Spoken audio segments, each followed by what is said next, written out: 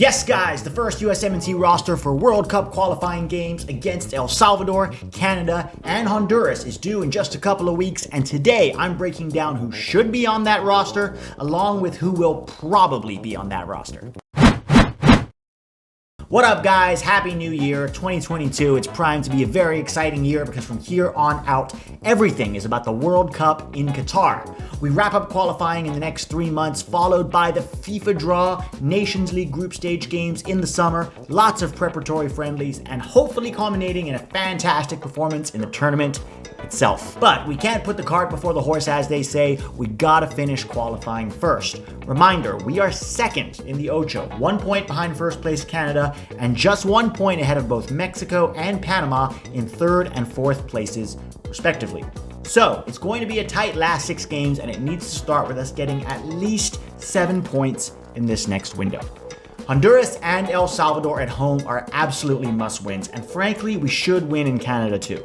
It wouldn't be the end of the world if we got the draw in Canada, but there's no universe in which it's acceptable for us to finish behind Canada in the Ocho, particularly not with the player pool that we have now. So taking 3 points through customs, as Sid, the effervescent Canadian commentator, likes to say, will be important for a team that has really struggled to impress on the road in qualifying so far. Now, a fully MLS roster is gathering for a 3-week camp on January 6th, but there are realistically only 5 to 6 guys in MLS who should even be on this roster. Not only because quite a few of those guys lack real quality, but also because none of them have played a competitive game in several months.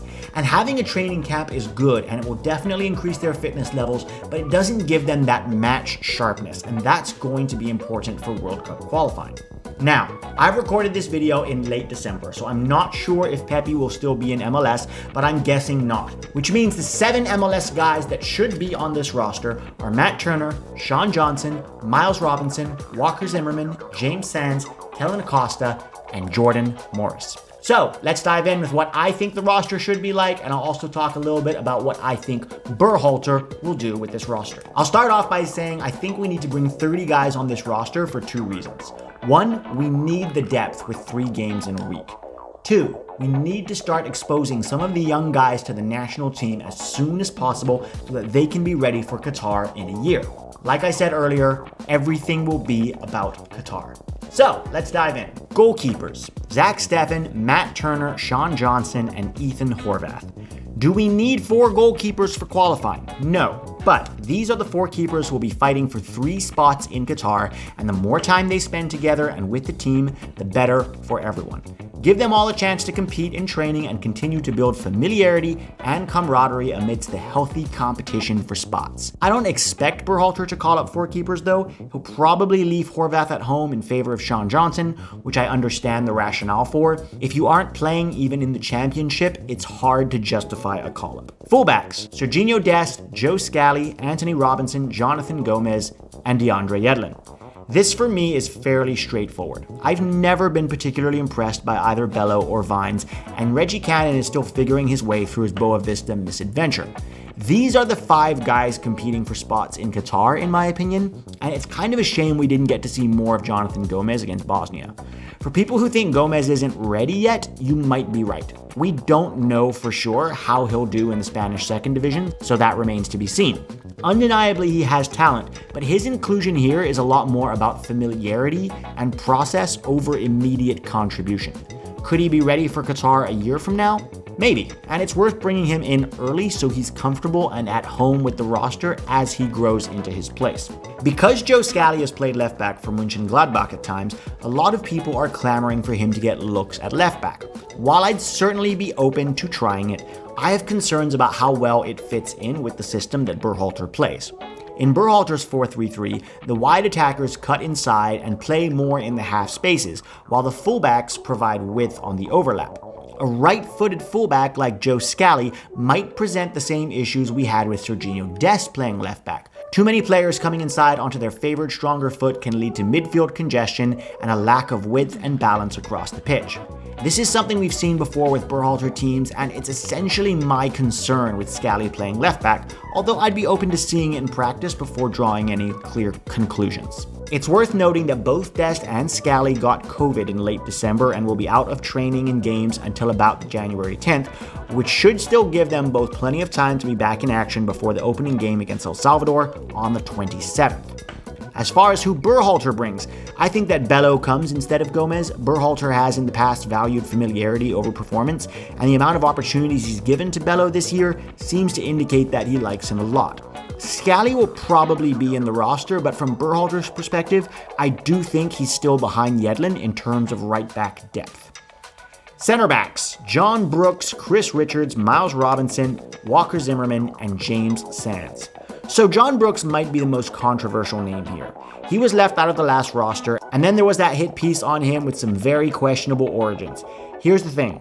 We all know Brooks hasn't been at his best for either club or country, and he was left out of the last roster, fairly or unfairly. But with both Zimmerman and Robinson still in the offseason, I think it would be crazy to leave Brooks off the roster. Bring him in, see how he does in the group, and give him a chance at redemption, a chance to earn his spot back. Because the double standard of dropping Brooks off the roster completely for a few bad games, when guys like Arriola, Roldan, Leggett, Zardes, and even Acosta have had numerous bad games but never seem to get dropped, is one of the biggest hypocrisies about the Berhalter tenure. We've seen other guys like Sargent and Pifak and even DK get dropped for poor performances, but this standard is only selectively applied. I would have Brooks back. I think he's done enough for the national team over the years to earn another look. And yeah, if his performances continue to be poor, drop him. I have no problem with that. Just make sure that whoever you bring in to replace him is actually outperforming him across the board. Now, James Sands is here, not just because I think we need to be able to play in a back three at times, but also because he should be looked at as part of the Replace Acosta project. Acosta was really inconsistent in 2021, and one of the priorities for Gregg before we get to Qatar needs to be bringing in a quality backup for Adams. Is Sands that guy? I don't know, but he's versatile, and the MLS Cup winner is already better on the ball than Acosta, without a doubt. For a team that's trying to play out of the back, that's already an upgrade. Now, it's the defensive side of his game that I think Sands can still improve, particularly in defensive transition. His positioning, his reading of the game, and reaction speed, while I think are all things that he's shown improvement on, especially this last year, are still things I think he can work on. Is he better overall than Acosta right now? I don't know, but I think he should at least be in the camp with a realistic opportunity of proving himself as cover, both at center back and as a six. As far as what Gregg Berhalter will do, I don't think either Brooks or Sands will be here. I think Mark McKenzie and Aaron Long are more likely to be in this roster than those two. McKenzie recently returned to Genk's starting lineup in December. He started 4 games in a row, and Berhalter seems to like him, calling him up over Brooks even when he wasn't performing well for his club. Aaron Long has been brought into camp in the past, even though he hasn't played a game in over a year, and it looks like he's somebody that Berhalter wants around going into Qatar. Midfielders: Tyler Adams, Kellyn Acosta, Yunus Musah, Weston McKennie, Gio Reyna, Luca de la Torre, Gianluca Busio, and Tanner Tessman. Now that's a lot of midfielders, probably too many, but again, some of these guys are here to get them familiar with camp and setup and to impress in training. Adams, Musah, McKennie, and Reyna are all no-brainers. Reyna was back in full training before the winter break, and he'll have 4 games with Dortmund to get playing time before the camp. Acosta is here because he's still Adams' incumbent for now. I have De La Torre here because as an 8, he can pick a lock and break down a low block with his incisive passing and his technical ability. Musah hasn't been getting as much playing time with Valencia as we would like, but that didn't stop him from being one of our stronger performers in the last 2 windows. I want to talk about that for a second here. Oftentimes, I hear people say that a certain player in a top 5 or 6 league hasn't been performing and so doesn't deserve a call-up. Tim Weah, for example, hasn't been very productive this season for Lille, but it didn't stop him from being our best player in the last window. We have to acknowledge levels when we talk about production. Conrad has 3 assists for Marseille this season, and some people are saying he doesn't have enough end product, while Weah, who has 4 assists and no goals for Lille, they have no problem with his end product. It's just something to think about when we talk about who's performing for their club. Levels matter. For example, if Sargent was in MLS, he'd be getting 15 plus goals every season and people would be calling for him to start. Is he really a different player just because he's playing for Norwich? I don't think so. So all that to say, Musah's lack of playing time and production for Valencia doesn't appear to be hurting his impact for the USMNT. Now, I have Tessman here not because I think he should play in this window, but also because he could be part of the Replace Acosta project going forward. He's been making progress with Venezia, getting more than 500 minutes in the first half of the season, and he's really somebody I think we should be keeping an eye on. He has all the physical tools to play in the 6. It's his reading of the game and his passing that I think needs to be improved on if he's going to be a contender for that backup spot. Busio should be in the depth chart as well, not as a 6 for me, but as a dual 8, although I think he can look a little listless on the field at times.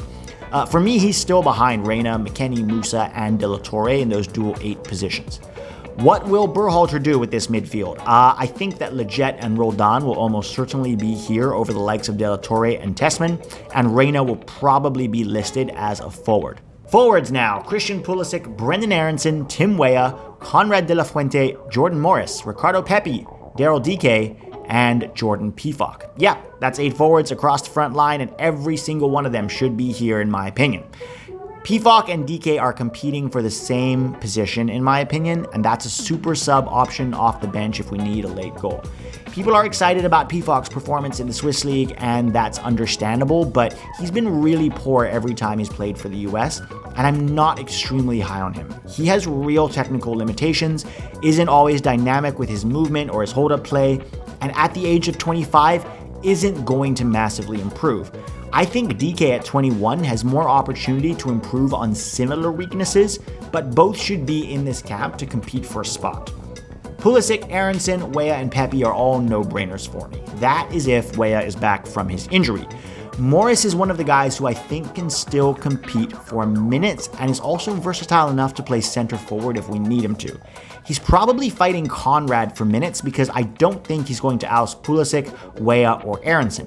Also, in Triple G's mind, Reyna's probably a winger, so that might severely limit minutes for Morris and Conrad. Areola is somebody I don't have on this roster, but I fully expect Triple G to call him up. How much time will he get, and where does Berhalter have him in the depth chart? I honestly don't know. Part of me wants to believe that Triple G has finally moved on from Areola, but it was just 2 months ago that he was going to start him in 3 games in a row in World Cup qualifying over Tim Weah, so I just don't know where he sees him. Pepi seems like he will be off to Wolfsburg, but he absolutely should be in this camp despite not being in the greatest form recently. He was our only forward that was productive in 2021, and we still don't have a lot of options at the 9. Pepi is young. He's going to require some patience, but he's still a massive, massive talent, and anybody writing him off after a few poor games is probably overreacting. So those are my thoughts on this roster, guys. Let me know what yours are in the comments below, and I will talk to you all soon. Happy New Year once again. It's going to be an exciting 2022. Lots to get psyched about. Talk to you later.